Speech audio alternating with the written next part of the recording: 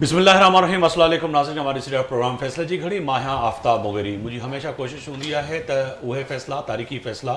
ख़ासि तौर ते हिन धरती धड़ियुनि लाइ फ़ैसिला थियणु खपनि जेके तारीख़ खे बि क़ाबिल क़बूल हुजनि ऐं उन अवाम जेको सिंध जो पाकिस्तान जो अवाम आहे उनखे बि क़ाबिल क़बूल हुजनि। त या त इलेक्शन कैंपेन में मुख़्तलिफ़ सियासी धुरियुनि वादा वचन जेके कया उहे फ़ैसिला यकीननी हाणे ऐवान में थियणु खपनि, पर सियासी जोड़ तोड़ ऐं वज़ारत उज़्मा गवर्नरशिप सीएम ऐं वज़ीर केरु हूंदा चइनी सूबनि में इन्हनि जी हिन वक़्तु छिकताण ऐं जेको आहे सो मुख़्तलिफ़ सियासी धुरियूं ऐं इत्तेहादी जमातूं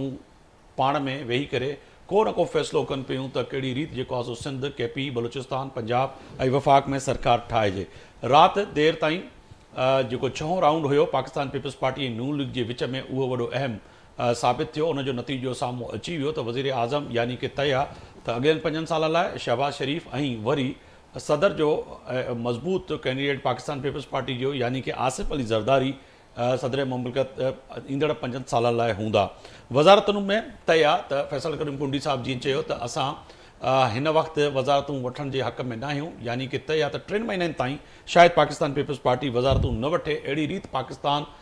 मुतहदा कम्युनिटी पाकिस्तान बि पंहिंजे जेके शर्तूं आहिनि उहे विफ़ाक़ जे आॾो यानी कि जेका नई हुकूमत ठहंदी उनजे साम्हूं रखियूं आहिनि। ऐं ज़राए मूजिबि तय आहे त 3 वज़ारतूं अहम आहिनि जेका पोर्ट एंड शिपिंग ऐं IT ऐं जेको आहे सो समंदर पार पाकिस्तानी जेकी अहम वज़ारत आहे, इहे 3 वज़ारतूं हिन वक़्तु मुतहदा क़ौमी मुल्क खे ॾियण जी ॻाल्हि कई वई आहे। ऐं अहिड़ी रीति गवर्नर सिंध कामरान टिसोरी जो नालो भी जेको आहे सो ॿीहर रिपीट थींदो, जेको मुस्तफ़ा कमाल जेको वापसि वरी नालो साॻियो ई गवर्नर जो ॾिनो आहे। अहिड़ी रीति बलूचिस्तान जे अंदरि पाकिस्तान पीपल्स पार्टी 3 नालनि खे शॉर्ट लिस्ट करे छॾियो आहे। वॾे वज़ीर जे लाइ नालो सरफराज़ बुगटी सादिक उमरानी ऐं सनाला ज़हरी जो नालो शामिलु आहे। इहे 3 नाला वॾा अहम आहिनि जेके आसिफ अली ज़रदारी बिलावल भुट्टो ॾे वेंदा ऐं तय आहे त सरफराज़ बुगटी जेको आहे सो बलूचिस्तान जो वज़ीर आला पाकिस्तान पीपल्स पार्टी यानी कि इत्तेहादीन जो हूंदो ऐं PMLN ऐं उहे गॾिजी हुकूमत ठाहींदा। सिंध जे अंदरि गवर्नर लाइ नून लीग जे मुख़्तलिफ़ सोर्सिस अॼु इहा ख़बर बि ॾिनी त बशीर मेमन जो नालो नून लीग कोशिशि करे पई त सिंध में नून लीग जो जेको आहे सो गवर्नर हुजे ऐं उहो वरी बशीर मेमन हुजे। अहिड़ी रीति पंजाब जे अंदरि गवर्नर जी ॻाल्हि कयूं त पंजाब जे अंदरि स्पीकर यकीनी तौर ते पाकिस्तान पीपल्स पार्टी घुरियो आहे। अहिड़ी रीति जेको आहे सो गवर्नर जेको आहे कमर ज़मा कायरा नदीम अफ़ज़ल चंग ऐं मखदूम साहब जो बि नालो आहे, उन बि जेको आहे सो तय आहे त उनजे नाले ते बि होरो वीचार कयो पियो वञे त इहो नालो गवर्नर जे लाइ पंजाब पाकिस्तान पीपल्स पार्टी जेके नाला ॾिना आहिनि अहम आहिनि। अहिड़ी रीति GDA पंहिंजे सियासी मैदान में हिन वक़्तु पावर शो करे पई, अवाम उन सां गॾु आहे। ऐं पोयनि ॾींहंनि में जहिड़ी रीति ॾिठोसीं त हैदराबाद जामशोरो मोरो खां पोइ हिन महिल तय आहे त GDA बि हिन वक़्तु एहतजाजी मूड में आहे। अहिड़ी रीति जेको आहे सो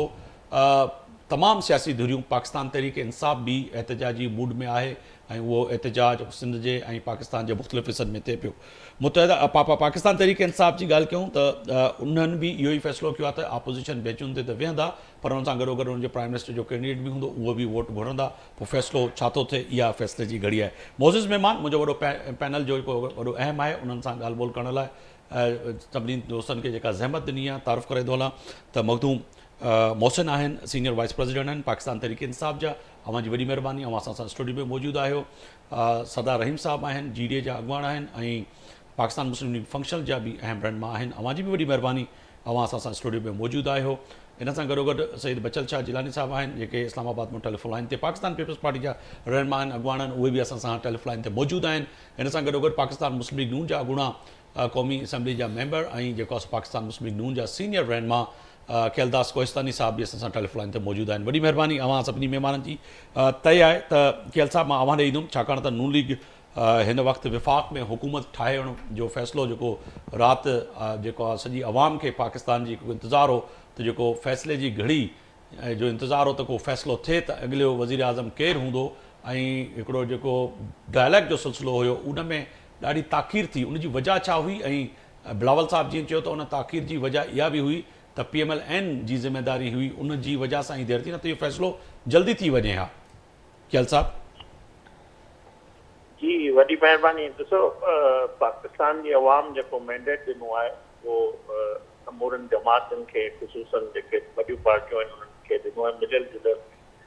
मैंडेट आहे जंहिंमें का भी पार्टी अकेले सिर्फ़ु हुकूमत ठाहिण जी पोज़ीशन में कोन्हे ऐं असांजो ज़ाहिर इहो ऑप्शन हो त असां जेके हमख़्याल या जेके जमहूरी जमातूं आहिनि या जेको ॿियो नंबर जमात हुई पीपल्स पार्टी सां राब्तो कयो ऐं उन्हनि सां ऐं MQM सां बाक़ी जेके नंढियूं जमातूं उन्हनि सां राब्तो करे गॾियल हुकूमत ठाहिण जी असां जेको सो कोशिशि शुरू कई ऐं इन सां गॾु असांजे जेको नामज़द वज़ीर आज़म आहे पार्टी जो सदर बि आहे शहबाज शरीफ़ साहिबु उन आज़ादु उम्मीदवारनि खे बि या जेके ज़ाहिर आज़ादु आहिनि पर उन्हनि जो PTI सां तालुक़ु आहे ऐं हाणे सुन्नी काउंसिल में आहिनि उन्हनि खे बि इहो चयो त जेकर तव्हां हुकूमत ठाहिणु चाहियो था त बिल्कुलु बेशक ठाहियो असां शौक़ सां अपोज़िशन में वेंदा पर तव्हां ॾिठो त हू हुकूमत ठाहिण जे कंहिं बि न प्रोसीजर में आया न उहो कंहिंसां इताद करण लाइ तयारु उन्हनि जी उहा ई जेकी माज़ी जी PTI आहे उहो रवश उन्हनि जी इंतिशार वारी अॼु बि जारी आहे त पाकिस्तान खे हलाइण लाइ ॿियो ऑप्शन ज़ाहिर मुल्क में अवाम फ़ैसिलो ॾिनो आहे जेको बि फ़ैसिलो आहे उन्हनि सभिनी जमातुनि क़बूल कयो आहे उन में इहो ई हो त असां गॾिजी हुकूमत ठाहियूं ऐं उन लाइ असांजो ॻाल्हियूं थियूं ऐं ज़ाहिर पॉलिटिक्स में टास्क थींदा ऐं वक़्तु एॾो न लॻो आहे पर इहो अञा घुर्बल शयूं आहिनि जीअं MQM सां बि फाइनल न थियूं आहिनि त उहो जेसि ताईं फाइनल थी वेंदियूं ऐं जीअं ई इलेक्शन कमीशन नोटिफिकेशन फाइनल कंदो मख़सूस सीटुनि जा नोटिफिकेशन अची वेंदा त असां जॾहिं ऐवान में वेंदासीं पंहिंजी अक्सरियत असांजी ज़ाहिर ॿ वॾियूं जमातूं आहिनि असां वटि जेको अंग अखर आहिनि उन सां असां हुकूमत ठाहिण जी पोज़ीशन में आहियूं तो इहो आहे सूरत मगर सिंध जी गवर्नरशिप जी ॻाल्हि कयूं त MQM नालो यकीननी कामरान टिसोरी जो रिपीट कयो आहे पर तव्हांजी सफ़ुनि में इहो आहे त सिंध जो गवर्नर भी जेको आहे नून लीग जो हुजे यानी कि विफ़ाक़ में अवां हुकूमत था ठाहियो या वरी इतिहाद जे जेको फ़ैसिलो थींदो जंहिंमें तव्हां वज़ारतूं ऐं गवर्नरशिप वरी MQM खे ॾींदव ॾिसो पीपल्स पार्टी सां उसूली फ़ैसिलो इहो थियो त पीपल्स पार्टी गवर्नरशिप असां PMLN खे ॾिनी आहे हाणे मुस्लिम लीग नून जी पीपल्स पार्टी बि इतादी आहे त MQM बि इतादी थियण वञे पई ज़ाहिर MQM जी डिमांड ज़रूरु आहे ऐं पोइ इहे क़यादत मुस्लिम लीग नून खे MQM जी अञा हतमी फ़ैसिला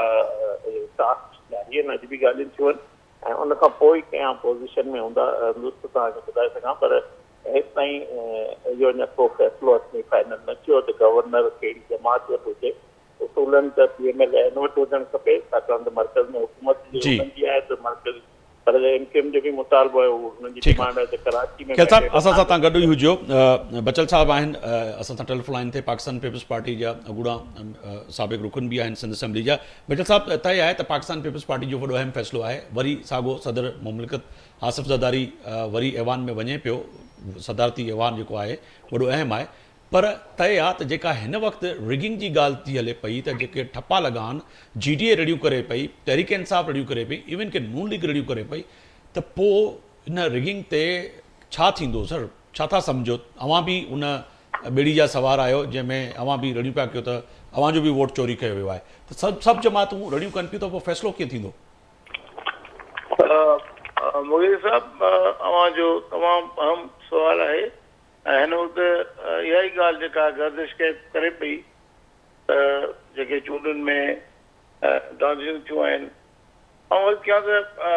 मां पाण पंहिंजो रायर आहियां वकील आहियां ऐं जॾहिं मुंड में इलेक्शन कमीशन इहे फ़ैसिला कया त असां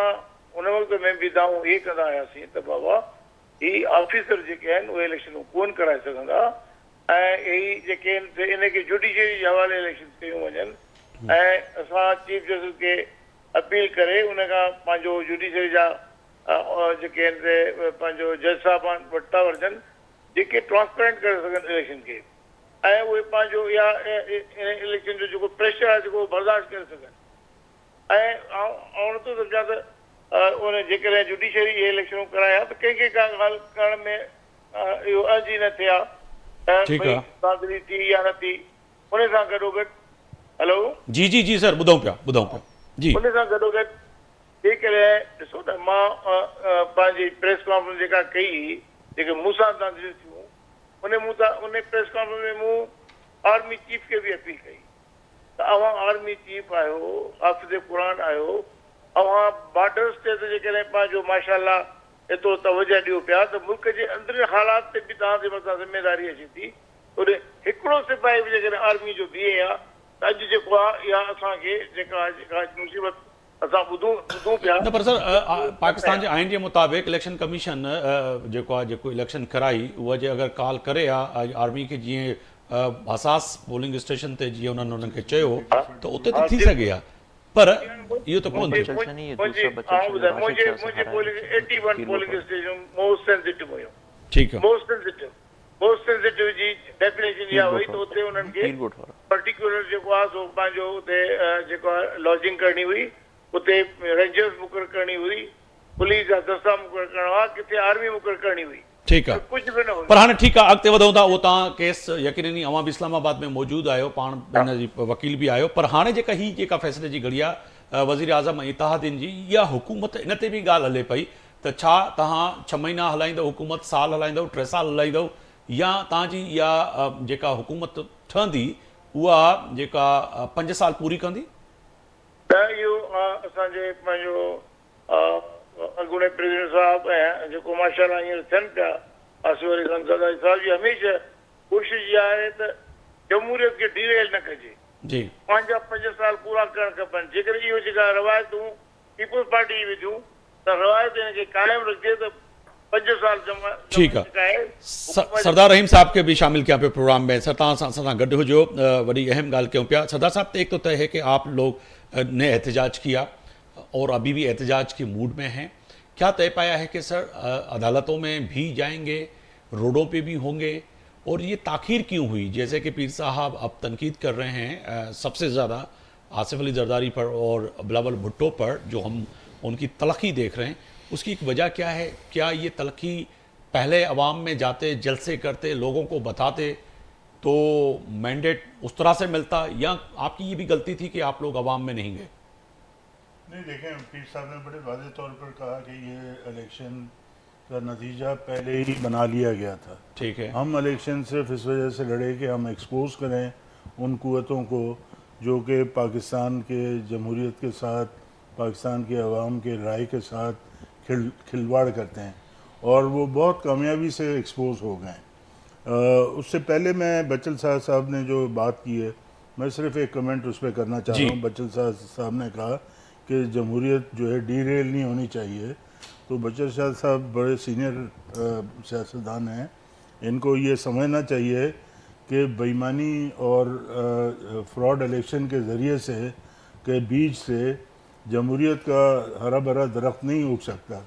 जब आप इलेक्शन में फ्रॉड करेंगे, आप लोगों की राय जो है वो मिस रिप्रेजेंट करेंगे, लोग वोट किसी को दे रहे हो, गिने किसी और के डब्बे से जाएं, तो फिर जमहूरियत जो है मजबूत नहीं हो रही। और हमारा यही रोना है कि जमहूरियत को डीरेल कर दिया गया है फ्रॉड इलेक्शन के ज़रिए से। ये आरओ डीआरओ जो है पर्पसली लगाए गए थे, क्योंकि हुक्म जब मिलेगा तो ये लोग अपना काम दिखाएंगे, जैसे कमिश्नर रावलपिंडी ने। नहीं, वो तो बचल साहब यही कह रहे हैं कि ये नहीं होना चाहिए था, जुडिशरी मतलब आना यही है चाहिए कि था, और डीरेल नहीं होना चाहिए, उस पर ही मैं बात कर रहा हूँ। बिल्कुल। और हमारा एहतजाज लोग शायद समझ रहे थे कि जो कि इलेक्शन के पहले मैंने वजह बताई कि हम क्यों नहीं इतने ज़्यादा एक्टिव बड़े जलसे किए। इसके बाद जो अब लोग ये समझ रहे थे कि शायद जीडीए उसमें इतना दम नहीं होगा कि वो एहतजाज कर सके। बिल्कुल। अलग दूसरा, से सदर एक राष्ट्रीय ही- साहब ने एक स्पीच में किया, मैं कल भी देख रहा था सोशल मीडिया पे, वो वायरल हुई है कि एक खबर चली, किसी मीडिया हाउस ने चलाई, जो भी मीडिया हाउस था, कि पीडीएम को खत्म, सॉरी जीडीए को खत्म करके फंक्शनल लीग को फाल किया जाए। जी, ये क्या है? नहीं, ये जो साजिश का हिस्सा है, अच्छा, ये गलतफहमी इसीलिए फैलाई गई कि ये हैदराबाद का जामशोरों का जलसा देखकर, धरना देखकर घबरा गए हैं। और ये बड़ी, क्योंकि हुकूमत ये जिस तरह से भी बना लें, हुकूमत तो करनी होगी ना, गवर्नेंस तो होगी, और ये लोगों पे हुकूमत करने की कोशिश करेंगे ना। जब अवाम इनके ख़िलाफ़ उठ खड़ी हुई है तो फिर ये हुकूमत कैसे करेंगे? तो आपने मुझसे पूछा कि हमारा क्या लाएमल है जी। हमने बहुत वाज़ेह तौर पर ये फ़ैसला कर लिया है कि जिस दिन ये ओथ हलफ लेने हो रहा है। जाएंगे, जी, सिंध का अवाम जो है वो असम्बली के बाहर होगा और अपना एहतजाज रिकॉर्ड कराएगा। हम सुन ये रहे हैं कि शायद ये बहुत जल्दी ओथ कर नोटिफिकेशन निकाल दें या असेंबली कॉल कर लें। और अगर ये ऐसा करेंगे तो इंशाल्लाह पूरा सिंध जो एहतजाज पर होगा। तो ये अपनी कोशिश कर लें। जिस दिन देख ओथ लें। टेकिंग होगी आप कह रहे हैं कि सिंध का अवाम जीडीए अगर के तो ये अपने टाइम पे नोटिफिकेशन निकालते हैं और सिंध की असेंबली बुलाते हैं तो हम कराची में सिंध असेंबली के बाहर एहतजाज करेंगे। लेकिन अगर ये इन्होंने पहले कर लिया तो पूरा सिंध एहतजाज में हम तब्दील कर देंगे इंशाल्लाह ताला। चलें, बड़ी अहम बात है। मखदूम साहब हमारे भी हिन वक्त या तो हिन वक्त पाकिस्तान तहरीक इंसाफ चवे पई तो असांजी सीटूं तमामु वधीक हुयूं, असांजो वोट चोरी कयो वियो आहे। पर हिन वक्त अगर वज़ीर आज़म शहबाज शरीफ थिए पियो त PDM 2 हूंदी, माना PDM ॿी हूंदी ऐं BDM 2 वधीक न हली सघंदी। अवां चओ पिया त शायदि इहो थोरो वक़्तु हले त कहिड़ी रीति चओ पिया, छाकाणि त आसिफ ज़रदारी अगरि मुफ़ाहिमनि जो बादशाह आहे ऐं जीअं बचल साहब बि चयो त उहो अगरि प्रेसिडेंट हाउस जे लाइ हिन वक़्तु तयारु आहे वेहण जे लाइ त उहो त वरी 5 साल पूरा ई कराईंदो, कहिड़ी बि रीति सभिनी खे राज़ी करे ऐं इन खे 5 साल पूरा कंदो। पर अवां चओ पिया त इहो वधि में वधि 3 महीना 6 महीना मुख़्तलिफ़ अॻुवान जी जेका स्टेटमेंट आहे अवां जे। मखदूम साहब। साईं बिस्मिल्लाह रहमान रहीम। साईं ॻाल्हि इहा आहे त मुल्क खे हलाईंदो आहे, ख़ासि करके पाकिस्तान जहिड़नि मुल्कनि खे हलाईंदो आहे मुल्क जो चीफ एग्ज़ीक्यूटिव, उहो हूंदो आहे प्राइम मिनिस्टर। ऐं गुज़िश्ता 16 महीननि जी कारकर्दगी अगरि तव्हांजे साम्हूं आहे जेका इन ई तर्ज़ जी हुकूमत ठाही वई, अलबत्ता हींअर उन में मौलाना साहब उन में शामिलु कोन्हनि, बाक़ी मेजॉरिटी वाइज़ उहे सेम आहिनि जेके क़ुवतूं जिन खे कंबाइन करे ऐं हिकिड़ी गवर्नमेंट फॉर्म कई हुई। उन जे नतीजे में नतीजो इहो निकितो त जंहिं ॾींहुं असांजी गवर्नमेंट ख़तमु थी उन ॾींहुं डॉलर 182 ते एंड थियो, डॉलर वञी आख़िर में 300+ ते वञी ट्रेड थियो। असांजी बैलेंस ऑफ पेमेंट वञी डेफिसिट में वञी पहुती। असांजी मईशत मुस्तहकम थियण जे बजाए वधीक कमज़ोर थींदी वई। असांजा इंटरनेशनली असांजा हालात ख़राबी जी तरफ़ वेंदा विया। उन खां पोइ असांजी जुडिशरी में असांखे उमेदूं हुयूं त उहा इलेक्शन कराईंदी, उन्हनि खे इलेक्शन में इलेक्टोरल प्रोसेस खां परे रखियो वियो। ऐं जंहिं तर्ज़ ते लोकल बॉडीज़ इलेक्शन कराई वई अॼु खां साल पहिरीं, त ballot boxes ballot papers leak कया विया। उन खां पोइ हींअर त माना हिकिड़ो एग्ज़ाम्पल क़ाइमु पियो। असीं पहिरें ॾींहं खां चवंदा हुआसीं, असां उहा शइ इन जो रोल मॉडल थी ॾेखारियो त असां चवंदासीं त मुल्क में इलेक्टोरल वोटिंग मशीन्स थियणु खपनि, इलेक्ट्रॉनिक वोटिंग मशीन्स अचणु खपनि, जंहिंजे ज़रिए हिकिड़ो ट्रांसपेरेंट इलेक्टोरल प्रोसेस थिए। उन ते सभिनी मुखालफ़त कई। उन खां पोइ हींअर उहा साॻी शइ थी। तव्हां ॾिसो त हेतिरो ख़र्चु थियण खां पोइ बग़ैर मुल्क में स्टेबिलिटी कान अची सघी आहे। ऐं हीअ अगरि 5 साल पूरी कनि, मूंखे त साल सवा साल खां वधीक सिस्टम हलंदे नज़र। पर हिन वक़्तु वरी अहम जेका डेवलपमेंट आहे, मरियम नवाज़ साहिबा अॼु जेको आहे सो लाहौर में वाज़े तौर ते चए थी त पंजाब जे माण्हुनि वाज़े मैंडेट ॾिनो आहे ख़ासि तौर ते नून लीग खे। त इहो हिकिड़ो वॾो अहम बयानु आहे मरियम नवाज़ जेका ईंदड़ चंद ॾींहंनि में हलफ़ खणंदी वज़ीर आला पंजाब जो, त उहो चए थी असांखे जेको वोट मिलियो आहे उनजी वाज़े तौर ते नज़र अचे पियो त असां पंजाब में, ऐं पंजाब वॾो अहम सूबो आहे,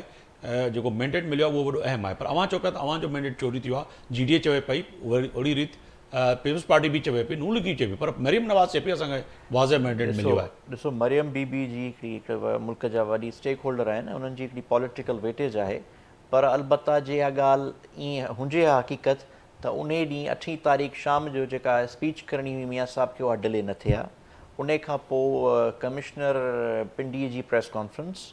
उन खां पोइ 4 ॾींहंनि ताईं रिज़ल्ट्स जो डिले थियणु, इलाही सारा पर वरी कमिश्नर पिंडी जी जेको आहे वाज़े तौर ते जेके एविडेंस ऐं जेके सोशल मीडिया ते अॼुकल्ह पिया आहिनि ऐं घणियूं शयूं नज़र अचनि थियूं, उनजो किथे न किथे वरी तरीक़े इंसाफ़ सां जोड़ जक मिले पई। उन में इहा ॻाल्हि बि तय आहे त उनजो ज़मीर हिकिड़े ई कमिश्नर जो छो जाॻियो। GDA चए पई त अलाह करे त कमिश्नर कराची जो, कमिश्नर लाड़काणे जो, कमिश्नर हैदराबाद जो, सभिनी जो ईअं ई दिमाग़ ज़मीर जाॻे आहे त उनजी बि रिज़ल्ट जी जेका ख़बर पवे आहे। पर हिकिड़े ई कमिश्नर जो छो ज़मीर जाॻियो। कैलदास कोहिस्तानी साहब तव्हां खां पुछंदुसि त मरियम नवाज़ चए पई त असांखे वाज़े मैंडेट मिलियो आहे पंजाब मां। जी बिल्कुलु, पंजाब जी अवाम जेको उते असांजी अक्सरियत आहे ऐं उहो मैंडेट असां शो बि कयो आहे ऐं इंशाअल्लाह असेंबली अंदरि बि शो थींदो। ऐं जेके आज़ाद मेंबर हुआ, कुझु जिन खे मुस्लिम लीग नून टिकट न ॾिनियूं या कुझु आज़ाद बि हमेशह कटींदा आहिनि, इहो त न पहिरीं दफ़ो कटिया आहिनि। ज़ाहिर अक्सरियत में हींअर घणो कटिया आहिनि, पर जेके आज़ाद हुआ उन्हनि सां उहे बि नून लीग जो हिसो थिया आहिनि। उन खां पोइ वाज़े हिकिड़ी हक़ीक़त आहे, मेजॉरिटी आहे पंजाब में, ऐं पंजाब जे माण्हुनि उन्हनि खे मैंडेट ॾिनो आहे। मरियम नवाज़ साहिबा असांजी वज़ीर आला इंशाल्लाह जल्द थींदी, उहो नामज़द आहे, उहो वज़ीर आला उहिदे ते। दोस्त जी ॻाल्हि कई त पंहिंजो मैंडेट जेको कमिश्नर बाबा, कमिश्नर जो कहिड़ो कमु हो हिन इलेक्शन? कमिश्नर न DRO हो न RO हो, उन हू प्लांटेड हो, उहो सॼो हिकिड़ो टाइकोन जेको जंहिंजो पैसो हलियो आहे। ऐं साईं जो एतिराज़ आहे त नवाज़ शरीफ़ साहिबु तकरीर न कई। मूंखे ॿुधायो नतीजा जॾहिं जेसि ताईं न आया 5% 10% ते हुन तकरीर न कई, ऐं जॾहिं ॿिए ॾींहुं हुन तकरीर कई उहा मुल्क में इस्तेकाम पैदा करण लाइ हुन ज़िम्मेवारी वारी तकरीर कई। ऐं इहा तकरीर हुन 21 अक्टूबर ते बि कई त असां सभु जमातूं सभु स्टेक होल्डर मुल्क में गॾिजी जॾहिं कमु कंदासीं तॾहिं हिन मुल्क में बहिरान कढी सघंदा। ऐं उहो ई सूरत हाल अॼु बि आहे। ऐं असांजी क़यादत जेको हिन मुल्क जी संजीदा आहे, सीनियर क़यादत आहे। नवाज़ शरीफ़ साहिबु 2 दफ़ा वज़ीर आज़म रहियो आहे। हू को बि अहिड़ो ज़ाती मुस्लिम लीग नून जी को ज़ात जी ॻाल्हि न आहे, का जमात जो को असांजो अनान। असांजी प्रायोरिटी सभिनी जी पाकिस्तान हुजणु खपे, पर बदकिस्मती सां पर मरियम नवाज़ जी मरियम नवाज़ जे इन सवाल वॾो अहम आहे त चए पई त मुल्क में मुश्किल तरीन इलेक्शनूं नून लीग जे लाइ ही हुयूं। अवां सम्झो पिया त वाक़िअतनि तव्हां जूं ही जेके इलेक्शन गुज़रियूं आहिनि उहे मुश्किल तरीन हुयूं नून लीग लाइ, नवाज़ लीग जे लाइ? साईं जिते ॾिसो न अरबे रुपया ॿाहिरां पैसा लॻाया वञनि इंतिशार पैदा करण लाइ, मुल्क में माण्हुनि खे गुमराह करण लाइ। ही डिजिटल जो दौर आहे, मोबाइल हर माण्हू जे हथ में आहे, उन में कूड़ सच जी का मापो न आहे। उते जॾहिं अफ़वाह हुजनि, प्रोपेगेंडा हुजनि, उहो ज़ाहिर मुश्किल थिए थी। ऐं इहो सभु वक़्तु साबित कंदो त हिन जे पोयां कहिड़ा हथ हुआ, केरु उहे जेके पाकिस्तान खे डिस्टेबलाइज़ या पाकिस्तान में इंतिशार चाहिनि था, पाकिस्तान जी मईशत मज़बूत नथा करणु चाहिनि, जेके पंहिंजी ज़ात ऐं अना लाइ हिन मुल्क खे दाव ते लॻाइनि, उहे सभु लाइक़ थींदा। जिन जा मुफ़ाद लॻल आहिनि, जिन ते केसिस आहिनि, उहे ॿाहिरि वेही जेको कुझु कनि पिया या जेको इंतिशार फैलाइण जी कोशिशि कनि पिया। ठीकु आहे, बचल साहब 16 महीना शहबाज शरीफ़ जी कहिड़ी कारकर्दी मूंखे साईं ॿुधाए त उन्हनि जे वज़ीर आज़म पोणा 4 साल में कहिड़ी कारकर्दी पाकिस्तान जी हिकिड़ी तरक़ी जी सिर रखी हुजे, उहा असांखे ॿुधाई। उन माण्हू हिन मुल्क खे मखदूम साहब इहा त बिल्कुलु आहे। इहो हर टॉक शो में असांजो बहस इहो पियो थिए ऐं सवाल अवां बि कयो पिया, पीपल्स पार्टी बि करे पई त हिकिड़ी का अहिड़ी सिर ॿुधायो जंहिं का बानी PTI काथे रखी हुजे पर तहरीक इंसाफ़ वारा पाण ॿुधाइण नथा सघनि या वाक़िअतनि आहे या न। पर मखदूम साहब अगरि क्विकली रिस्पॉन्स करे सघो था हिन ते त पोइ वरी मां बचल साहब खे बि साईं 3.5 सालनि जी परफॉर्मेंस खे तव्हां अगरि उहो कंपेयर कयो ऐं 16 महीननि जी महांगाई खे कंपेयर कयो त सफ़ा शइ हिकिड़ी वाज़े आहे। उन में तव्हां ॾिसो त महांगाई किथे खां किथे वञी पहुती ऐं मुल्क में केतिरी अनस्टेबिलिटी आई। असां 3.5 साल मूंखे मौक़ो ॾियो, साईं खे चयो उन पौणे 4 साल जी कारकर्दी जे करे इहो सभु असांखे मुश्किल फ़ैसिला करणा पिया। तव्हां IMF सां मुआइदो करे फिरी विया आहियो। तव्हां पंहिंजी पार्टी जी पंहिंजी सियासत खे पंहिंजो बालातर रखियो, असां मुल्क खे बालातर रखियो। असांजी जेका बि परफॉर्मेंस हुई उहा ई वजह आहे त तव्हां ॾिसो त हींअर मुल्क जी अवाम कंहिंखे पई पसंदि करे ऐं अवामी मैंडेट कंहिंखे मिलियो, अवामी पज़ीराई कंहिंखे। हींअर बि अलबत्ता असीं चवंदा असांजे मैंडेट ते खे चुरायो वियो, उनजे बावजूद बि मेजॉरिटी में अकेले सिर 98 सीटूं असां वटि आहिनि, बावजूद इन जे त चोरी थी आहे।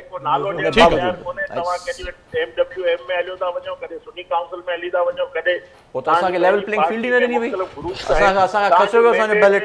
इन ई तर्ज़ ते intra party election people's party बि कराई आहे, नवाज़ लीग बि कराई आहे, GDA बि कराई आहे। इवन पीर साहब हिकिड़ा क़ाबिल इज़त उन्हनि बि इहो ज़िक्र कयो चोरी मोरे जो हुन में जामशोरे जलसे में त असां बि इंट्रा पार्टी इलेक्शन ईअं ई कराई आहे, पीपल्स पार्टी बि ईअं ई कराई आहे, नवाज़ लीग बि ईअं ई कराई आहे। उन बावजूद सिंबल रुगो PTI जो खयो वियो, सिंबल जे बावजूद अञा बैट खां हाराए वञा तब समझ अचे, पर माना आम निशाननि खां हाराए वञण जो त हिकिड़ो मतिलबु अफ़सोस जो मक़ाम। सरदार साहब आप कुछ कह रहे हैं, मैं बचल साहब को शामिल करना चाह रहा हूँ। अगर बचल साहब एक तय है तो जेका सरदार रहीम साहब ॻाल्हि कनि पिया त जंहिं ॾींहुं पाकिस्तान पीपल्स पार्टी सिंध असेंबली जे ऐवान में हलफ बरदारी तकरीब हूंदी उन ॾींहुं जेको तव्हां जामछोरे में मिड़ाक ॾिठो, माण्हुनि जो जेको रश ॾिठी, जलसो ॾिठो, इहो जलसो असेंबली जे ॿाहिरि हूंदो, यानी कि तव्हांजे कंहिं बि माण्हू खे अंदरि वञण जी जॻह न मिलंदी हलफ करण जी। कूड़ो मैंडेट आहे ऐं GDA हिन ते एहतिजाज कंदी ऐं तमामु सियासी जेके GDA में जमातूं आहिनि, पोइ हलफ कीअं खणंदो या वरी कंहिं होटल में तकरीर रखंदो या गवर्नर हाउस में? मुग़ीर साहब दरअसल इहो तरीक़ेकार सही न आहे। जेकॾहिं पीपुल्स पार्टी जी हुकूमत थिए पई ऐं इहो तरीक़ेकार जेकॾहिं एडॉप्ट कयो वियो ऐं सुभाणे जेकॾहिं का GTA जी गवर्नमेंट थिए वरी असां इहो साॻियो ई तरीक़ो एडॉप्ट कयूं, माण्हू इकट्ठा करण खां वॾी ॻाल्हि कोन्हे, माण्हू इकट्ठा थी वेंदा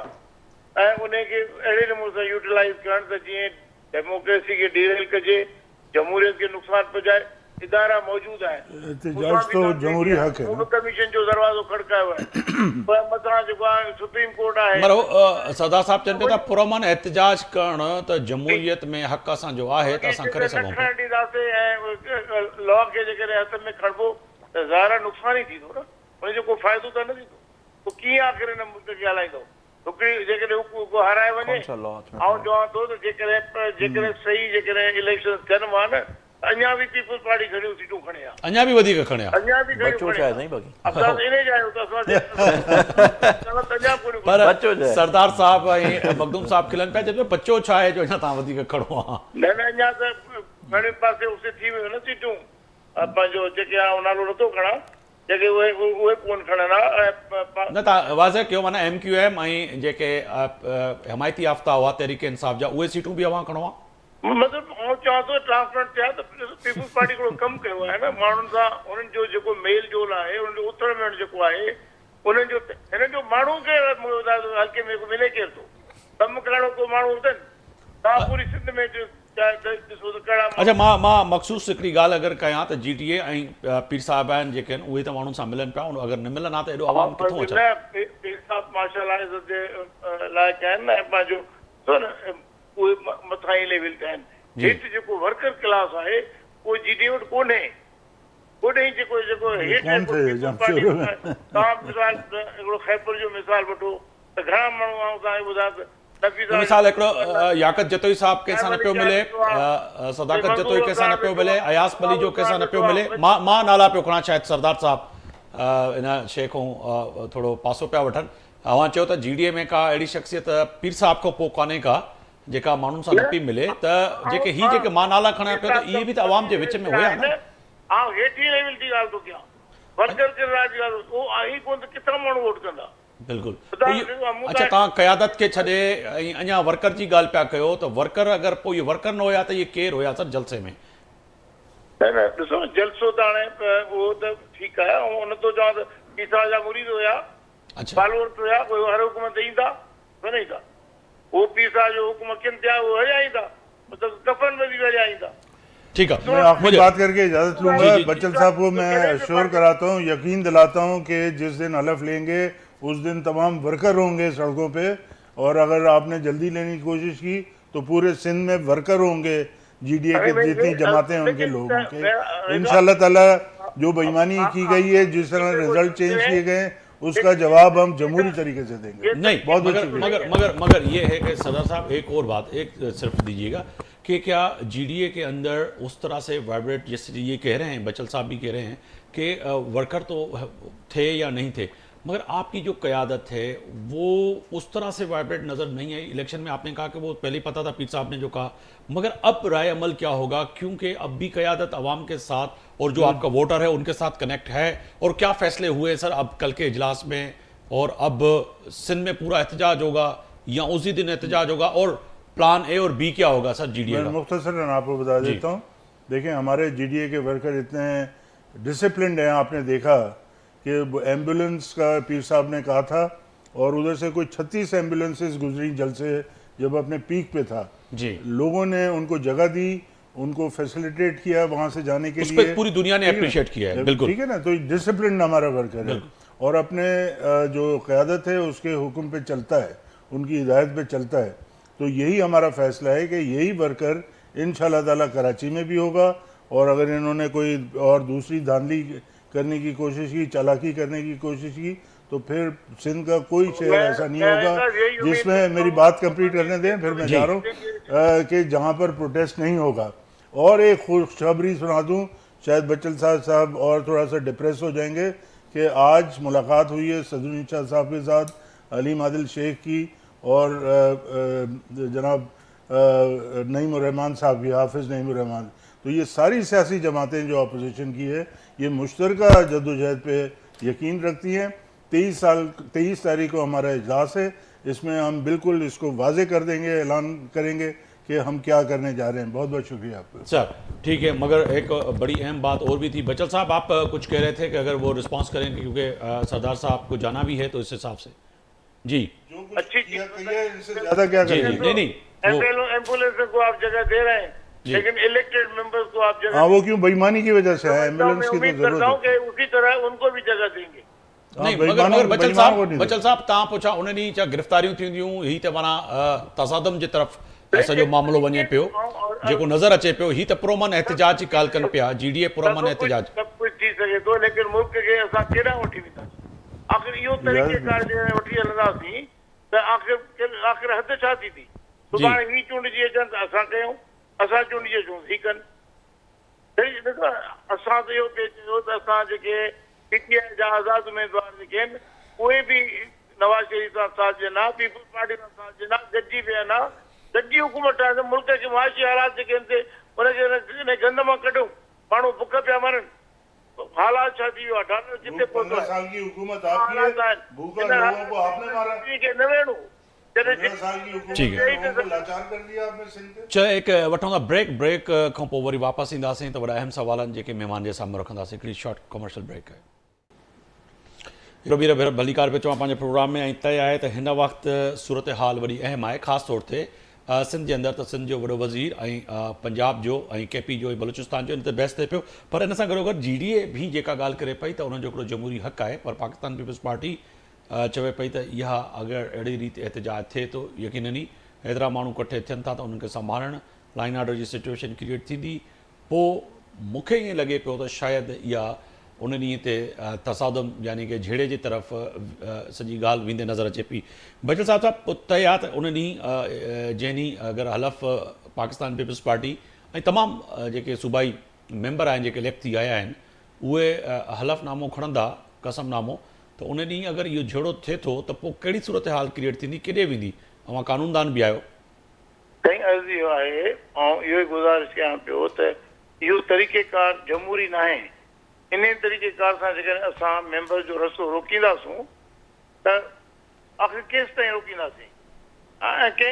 जेकॾहिं अॼु असां खटियो आहे, सुभाणे ही खटंदा, पोइ हिननि जो रस्तो असां ई रोकियूं।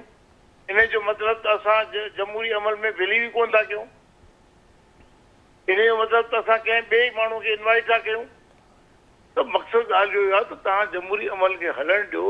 नेगोशिएट कयो, वेहो, तव्हांजा जेके मसइला आहिनि, जेके ॻाल्हियूं आहिनि, इदारा मौजूदु आहिनि। ऐं अॼु जीअं ॾिसो JUI वारनि सां PTI वारनि ॻाल्हाइणु शुरू कयो, केतिरो परे हुया PTI ऐं JUI वारा। पर जेकॾहिं अञा बि जेकॾहिं PTI वारनि जा फ़राज़िली कंदा, नवाज़ शरीफ़ साहब सां ॻाल्हाईंदा,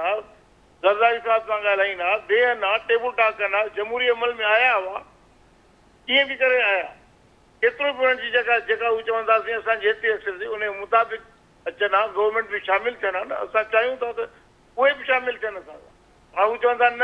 इन्हनि सां त असां वेंदासीं कोन। बाबा पोइ असां भला इन्हनि खे ॿार केरु माना नून लीग वारनि खे बि मुल्क मां कढी छॾियूं, पीपल्स पार्टी वारनि खे बि कढी छॾियूं, MQM खे बि कढी छॾियूं, पोइ बाक़ी तव्हां अकेला तव्हां वेंदव। तव्हां 155 सीटूं जॾहिं तव्हां इलेक्टेड हुयो पंहिंजे गवर्नमेंट में, उहे इस्तीफ़ा ॾेई छॾे छो आयो तव्हां? ठीकु आहे, मखदूम साहब आहिनि। मखदूम जमहूरी अमल खे पाण रद्द पिया कयो। मोहसिन साहब, हिन वक़्त में बि भला आख़िर नफ़रत हिन खां अॻु में तव्हां ॾिठो त नून लीग ऐं असां केतिरो परे हुयासीं। तव्हां सां पंहिंजो असांजे अॻुवाण जेको आहे सो पंहिंजो बिलावल भुट्टो ज़रदारी साहिब जी तक़रीरूं ॿुधो, केतिरो मतिलबु त हुन इन ॻाल्हि खे चोथों दफ़ो। ठीकु आहे, बिल्कुलु तव्हां इहा ॻाल्हि पियो कयो त सियासत में हर आख़िर न हूंदो आहे। अॼु अगरि PTI जेको आहे सो तहरीक इंसाफ़ JUFA यानी कि फज़लुर रहमान सां ॻाल्हाए सघे पई, त अहिड़ी रीति जेको आहे सो पाकिस्तान पीपल्स पार्टी सां बि ॻाल्हाए सघे पई, नून लीग सां बि। पर बानी PTI तव्हां सां ॻाल्हाइण लाइ मना करे छॾियो। हिन फोरम में अचे हा, असांखे त लालच कोन्हे न, असां त अॼु बि वज़ारतूं कोन था वठूं। अचनि हा, शामिल थियनि हा, उन्हनि खे वज़ारतूं मिलनि हा, गवर्नमेंट जो हिसो बणजनि हा। ठीकु आहे, मखदूम साहब अञा बि वज़ारतूं साईं वारा न पिया वठनि, पर जेको आहे सियासत में हर आख़िर न हूंदो आहे, दरवाज़ा हमेशह खुलियल हुजनि, बंदि न करणु खपनि। जॾहिं तव्हां JUFA सां ॻाल्हाए सघो था, फज़लुर रहमान सां ॻाल्हाए सघो था, ऐं तमामु सियासी ॿिनि पार्टियुनि सां ॻाल्हाए सघो था, त पीपल्स पार्टी सां छो न? साईं असांखे हिकिड़ो असां पाकिस्तान जी पॉलिटिक्स में हिकिड़ो नओं ट्रेंड आंदो आहे ऐं उन ट्रेंड खे अवामी पज़ीराई मिले पई जंहिंजी जेका पज़ीराई तव्हांजे साम्हूं आहे ऐं असांजी लीडरशिप जो इहो मौक़िफ़ कोन्हे त सॼी इलेक्टोरल कैंपेन हिकिड़ी पार्टी जे ख़िलाफ़ु हलाइजे वरी जेॾी महिल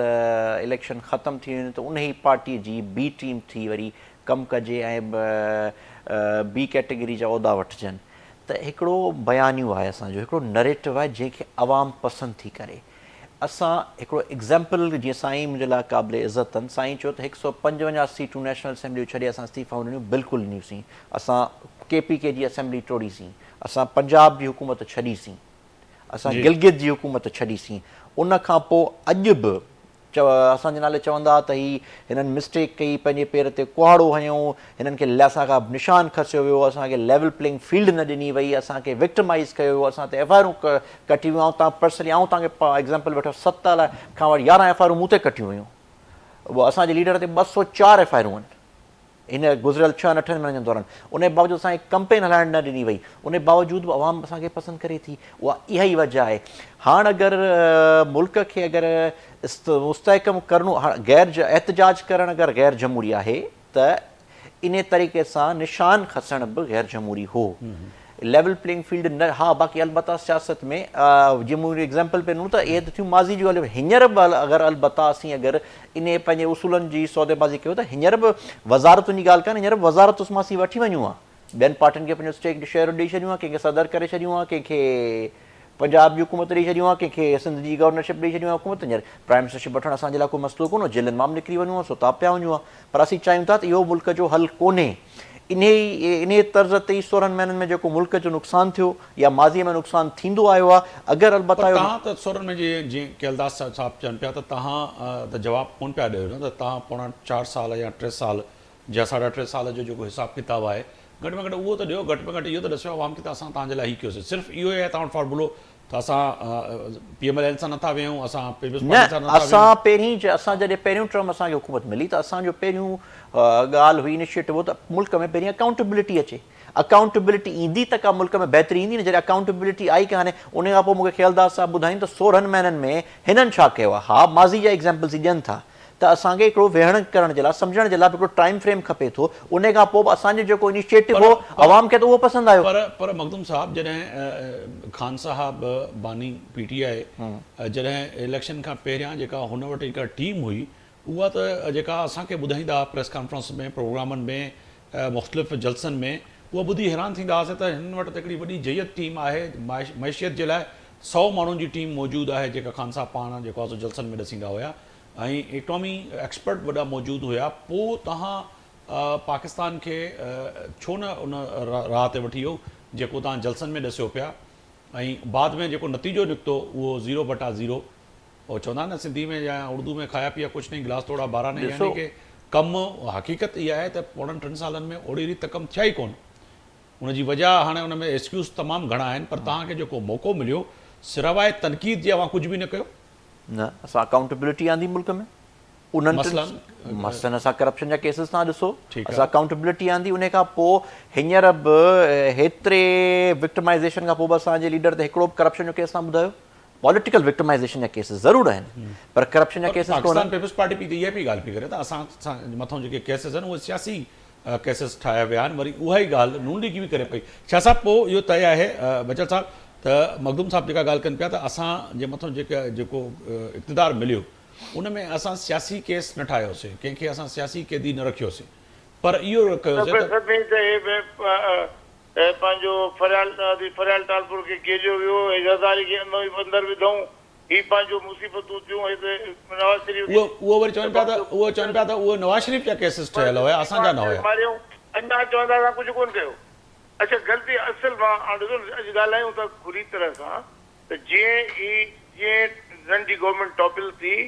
ग़लती या सिर्फ़ु इहा थी आहे त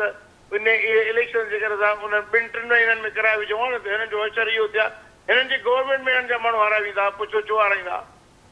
हिननि जी गवर्नमेंट में हिन जो MLA हाराए वेंदो जेके बाई इलेक्शन थींदियूं हिननि जो MPA हाराए वेंदो हिननि खां ग़लती इहा थी जो हिन थोरो प्रोलॉन्ग कयो न त 3 महीननि जे अंदरि जे इलेक्शन थी वञनि हुआ जेके आइनी तरमीमूं करणियूं करे हिननि जो असरु इहो थिए ज़ीरो ते बि साईं 28 महीननि जे अंदरि बाई इलेक्शन थी जंहिंमें 20 मां पंजाब में 16 सीटूं पाकिस्तान तहरीक इंसाफ़ कटियूं 28 महीननि जे टाइम पीरियड में थी तव्हां जून 2022 में कढी सघो था साईं हीअ ॻाल्हि जो जवाबु आउं ॾियां पियो तव्हां अगरि चेक करे ॾिसो त उन जे करे जेको आहे सो असांखे तकलीफ़ आई अदरवाइज़ हिननि खे हाणे उन में ई शेयर थी वेठासीं असां ईअं कयो असां ईअं कयो बाबा तव्हां सियासी तरह सां त सोचो कोन पिया कयो कोन पिया पंहिंजूं सीटूं छॾियल सीटूं कटियल हाणे चवंदा हाणे छो था चाहिनि त असांखे इक़्तिदार मिले वेही रहंदा असीं त हींअर बि छॾण लाइ तयारु आहियूं पंहिंजो घर चवनि त असीं हींअर बि हुकूमत छॾे वेठा आहियूं हिननि सां कॉम्प्रोमाइज़ नथा कयूं हींअर बि असांजी फेडरल गवर्नमेंट वञे पई आराम सां वेही सिंगल लार्जेस्ट पार्टी आहे असांजी चलो ठीकु आहे सर हाणे हिकिड़ी ॿियो बचल साहब हिकिड़ो आहे त हाणे छा थींदो तव्हां सूबे में पंजाब में त गवर्नरशिप जी तव्हां डिमांड कई आहे अहिड़ी रीति बलूचिस्तान में हुकूमत ठाहे पिया सिंध में त यकीननि तव्हांजी वाज़े अक्सरियत तव्हां वटि आहे उहा ठाहींदव सदर थिए पियो पर विफ़ाक़ में भाङे भाईवार छो न पिया थियो या पहिरें मरहले में न थींदो 3 महीननि खां पोइ वरी वज़ारतुनि जो जेको आहे तव्हां सीटूं वटि असां नून लीग खे नवाज़ लीग खे फुल हैंड ॾियूं पिया फुल हिनजे त हू किथे बि का 100% फील न कनि हू पंहिंजो कमु करे छो हींअर जेको मेन ॻाल्हि आहे उहा आहे मुआशी बहरान खे मुंहुं ॾियणु उन मुआशी बहरान खे असां हुनखे फुल हैंड ॾिनो आहे त बाबा हिनखे तव्हां अॻुवाणी कयो पिया हिनखे अवां संभालियो जेकॾहिं किथे असांजी ज़रूरत पवंदी का असां सां मशवरे जी ज़रूरत पवंदी त ज़रूरु ॾींदासीं छो जो असां हुन सां गॾु वेठा आहियूं पर ज़िमेदारी हींअर जेका आहे सा नून लीग ते आहे नवाज़ लीग ते आहे छो जो उन्हनि जी अॻुवाणी असां उन्हनि खे सौंपी आहे ठीकु आहे पर इहो न मत तय आहे पोइ नून लीग जेका ॻाल्हि करे पई त वज़ीर आज़म बिलावल वज़ीर आज़म ते आहे बिल्कुलु बिलावल ज़िम्मेवारी खणे आहे चलो मखदूम साहब तव्हां छा पिया सम्झो त छो न पे पाकिस्तान पीपल्स पार्टी हिसेवार बणिजे वफ़ाक़ी हुकूमत साईं पीपल्स पार्टी वारा पॉलिटिकली मैच्योर आहिनि सम्झनि था त हिन साल सवा साल में जेको मुल्क सां हाल थियण वारो आहे ऐं उन जी डिसक्रेडिबिलिटी जे करे पॉलिटिकल स्टेक असांजो मुतासिर थींदो इन करे उहे वठणु नथा चाहिनि फेडरल काबीना जो बि इन करे हिसे थियण खां अवॉइड पिया कनि बाक़ी कीअं फ्री हैंड ॾियनि पिया मुल्क जी प्रेसिडेंसी बि वठनि पिया सेनेट जी चेयरमैनी बि वठनि पिया ॿिनि सूबनि जी प्रोविंशियल गवर्नमेंट बि हिननि जी हूंदी सिंध ऐं बलोचिस्तान जी उन खां अलावा पंजाब जो गवर्नर बि हिननि जो हूंदो वॾे खां वॾे सूबे जो KPK जो गवर्नर बि हिननि जो हूंदो नेशनल असेंबली जो डिप्टी स्पीकर बि हिननि जो हूंदो फ्री हैंड कीअं आहे बाक़ी हाल बताई चाहींदा जेका बैड गवर्नेंस हूंदी या जेका डॉलर जेको मूंखे नज़र पियो अचे त हींअर जेको 280 खां वञी उहो अलाह न करे असीं त पाकिस्तान जे लाइ दुआगू आहियूं त असांजो मुल्क आहे त बहितर हिकिड़े सिमत में ठही पवे उहो वञी 350 खे अलाह न करे वञी टच कंदो ऐं बेरोज़गारी वधंदी मुल्क में अदम इस्तेहकाम ईंदो उन जो ब्लेम वठण जे लाइ तयारु कोन जो साॻी ॻाल्हि थींदी साल ॾेढ खां पोइ जंहिंमहिल हीअ शइ नाकाम थी वेंदी PDM 2 जी गवर्नमेंट त वरी पीपल्स पार्टी वारा जेके जीअं हलायूं पिए कैंपेन त उहे ई कैंपेन हलाईंदासीं त नवाज़ बचल साहब क्विकली वाइंड अप ते वञा तव्हां छा था सम्झो त वाक़िअतनि इहा हुकूमत 5 साल पूरा कंदी डॉलर सस्तो थींदो अटो सस्तो थींदो अजो मिलंदो रोज़गार मिलंदो जेको अवां वादो करे विया हो हाणे ऐवाननि में साईं ठीकु आहे साईं जी लाइन ड्रॉप वाइंड अप जी तरफ़ वञा साईं जी लाइन ड्रॉप थी पर इहो वॾो अहम सुवालु आहे जेका हिन वक़्तु फ़ैसिले जी घड़ी आहे इहा तय आहे त हुकूमत ठाहिणु को मसइलो न आहे पर हुकूमत में डिलीवर करणु वॾो मसइलो आहे पर हुकूमत खे हलाइण बि वॾो मसइलो आहे पर इन सां गॾोगॾु हलफ़ बरदारी जंहिं ॾींहुं थींदी उन ॾींहुं बि जेको आहे सो पाकिस्तान पीपल्स पार्टी खे ऐं विफ़ाक़ में नून लीग खे इहो तय थियणु खपे त जमहूरी हक़ आहे सभिनी सियासी धुरियुनि जो त उहे किथे बि एहतजाज कनि पर उन एहतजाज जेके जमहूरी जा जेके इख़लाक़ात आहिनि दायराकार आहिनि उन में रही करे एहतजाज थिए त बहितरु आहे लॻे ईअं पियो त तसादम जे तरफ़ वेंदासीं त इहो नुक़सानु यकीननी सिंध जो थींदो पाकिस्तान जो थींदो आफ्ताब मोगरी खे इजाज़त ॾींदा अल्लाह हाफ़िज़